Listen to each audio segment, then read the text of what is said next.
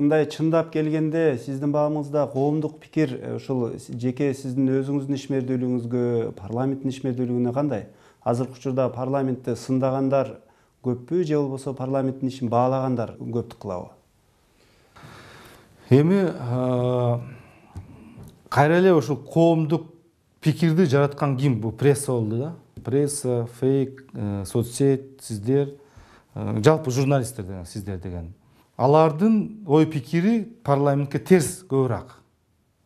Бирок мен өзүм айтып коеюн, бул мага эмес мындай сындар. Анткени биз парламентте мына 4 жыл иштедик. Бүгүнкү күндө биздин программалар мамлекеттик программага айланды. Мына МТСти жаратуу боюнча. Бул мамлекеттик программа болду.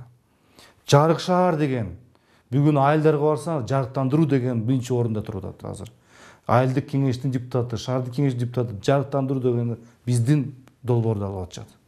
Анан кийин үчүнчүсү, биз мына сиздер жакшы билесиңер, алыстан келген биздин жарандарыбыз медицина жакшынакай заманбап оборудование текшерилебиз деп келет эле да. Анан бирөөлөрдүн мүмкүнчүлүгү бар, бирөөнүн мүмкүнчүлүгү жок. Бирок биз аны жасадык.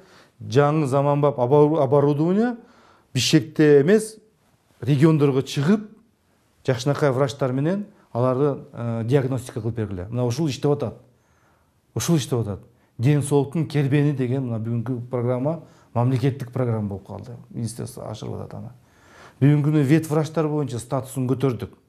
Азыр бир дагы аймак, бир дагы айыл ветврач көзөмөлүндө жок да. Бүт азыр аймак көзөмөлүндө болуп калды ветврач. Бүгүнкү күндө мына айыл чарба министрлигинин ветврач деген адистигине мына азыр окуган келип башташты. Мурда жоголуп кетип атты эле ошол. Мына буну биз аткардык. Биз мына парламенттин ишмердүүлүгүнө негизи фракция биздин ишмердүүлүгүбүз.